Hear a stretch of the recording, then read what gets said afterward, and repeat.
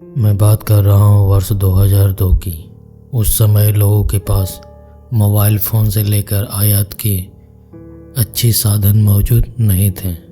उस समय ज़्यादातर लोग छोटी दूरी पैदल ही करते थे। उस वर्ष 2002 में बिहार राज्य के एक छोटे से गांव गोरखपुर में खौफनाक घटना घटी थी। कहा जाता है कि उस समय गोरखपुर के लोग भूत प्रेत संबंधित बातों पर यकीन करते थे। यह उनका अंधविश्वास था या विश्वास हमें नहीं मालूम, पर अचानक एक दिन कुछ ऐसा अलग हुआ, बेहद अलग, जो हर कोई चिंतित रह गया। उस वक्त गोरखपुर में पानी की उतनी अच्छी व्यवस्था नहीं थी। लोग मजबूर थे कुएं एवं तालाब के पानी पीने के लिए। इस कारण गोरखपुर में कुएं की भरमार थी। लोग जहां चाहते वहां से पानी ले सकते थे। पता नहीं कैसे, पर गोरखपुर में एक भी चापाकल नहीं था। गांव से 2 किलोमीटर की दूर पर एक स्कूल था जहां गोरखपुर के सभी बच्चे पढ़ते थे। रास्ते में आम का एक बहुत बड़ा पेड़ था। पेड़ गांव के स्कूल के एकदम बीच में था। गर्मी के दिनों में स्कूल से आने जाने वाले बच्चे अक्सर वहाँ पेड़ से आम तोड़ते थे। अचानक एक दिन गांव में कुएं का पानी सूख गया। वह भी एक कुएं का नहीं बल्कि सारे कुएं का। गांव के सभी लोग परेशान हो गए। समझ नहीं आ रहा था कि आखिर ऐसा कैसे हो गया। आज तक इतनी गर्मी पड़ी लेकिन कभी ऐसा नहीं हुआ कि कुएं की पानी सूखा है। आज ऐसा कैसे हो गया। उस दिन गांव के एक पंचायत बैठी जिसमें गांव के लोगों ने यह बात रखी फिर से नए कुएं का खुदवाया जाए, पर सरपंच ने एक बात कही कि अब कुएं नहीं खुदवाए जा सकेंगे। मैं किसी तरह अब 10 से 12 चापाकल गड़वा दूंगा। कौन जानता है कि कुएं के पानी फिर से नहीं सूखेगा। इससे बेहतर है कि चापाकल ही लगा दूं। चापाकल लगाते लगाते करीबन 1 महीना हो गया। तब तक लोग ने सिर्फ तालाब का ही पानी पिया और उसी से अपना काम चलाया, क्योंकि तालाब का पानी अभी भी नहीं सूखा था।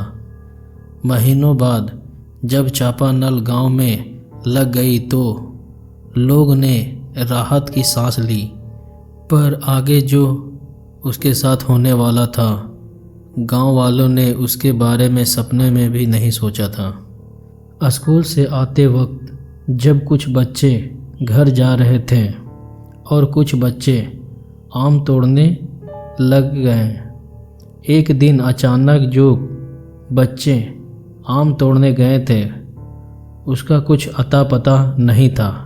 वह लापता हो चुके थे।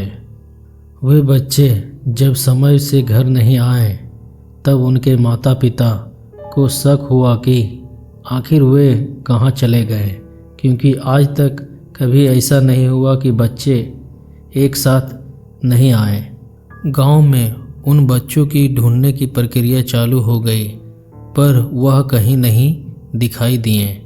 लोगों को समझ में आ गया था कि कुछ तो गड़बड़ है, इसलिए लोगों ने सबसे पहले उस आम के पेड़ के पास गए। आम का पेड़ पहले से हरा भरा नहीं था, वह थोड़ा मुरझाया सा दिख रहा था। जब गांव वालों ने पेड़ की दाहिनी तरफ देखी, वहीं लापता 3 बच्चे मरे पड़े थे।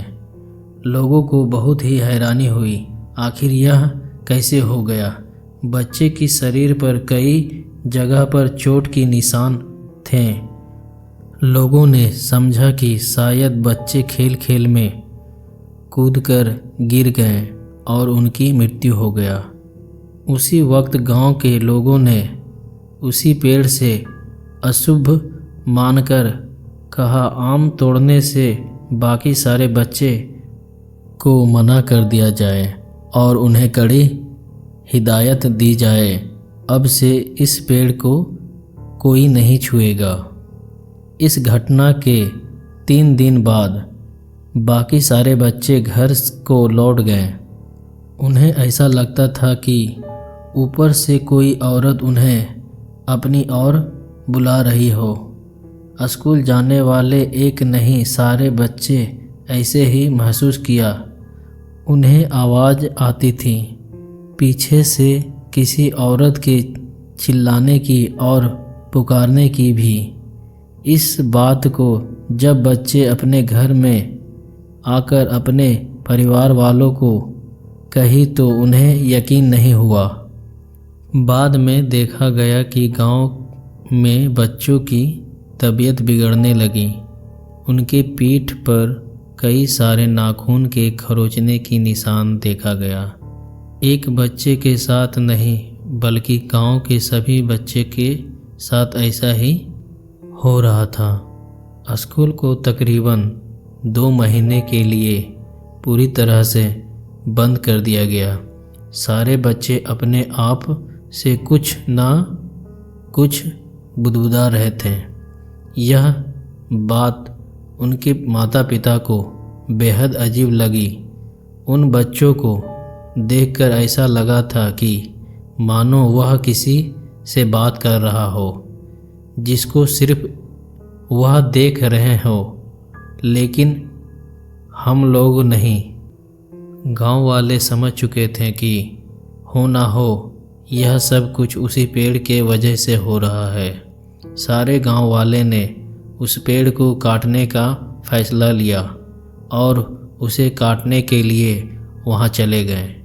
काफ़ी मशक्क़त के बाद लोगों ने उस पेड़ को आखिरकार गिरा दिया और हरा भरा पेड़ गिरते ही तुरंत सूख गया।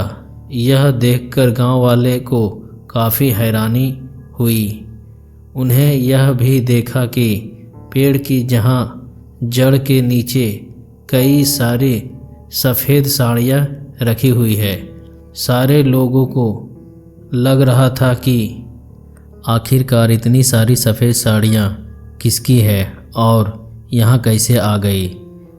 सभी गांव वालों ने तुरंत ही उस पर मिट्टी का तेल छिड़क कर उसे जला दिया और उस पेड़ को भी जला दिया।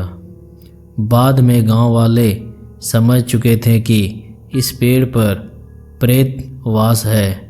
इस पेड़ के जड़ से सारी कुएं तक की फैली हुई थी। सारे कुएं के पानी सूख जाने के बावजूद भी वह पेड़ हरा भरा ही क्यों रहता था। इसका कारण यही था कि वहाँ उस चुड़ैल का वास था। कुछ दिनों बाद वह पेड़ पुनः फिर से जीवित हो उठा। इस कारण सभी गांव के व्यक्ति वहां जाना बंद कर दिए और वह स्कूल सदा के लिए बंद हो चुका है।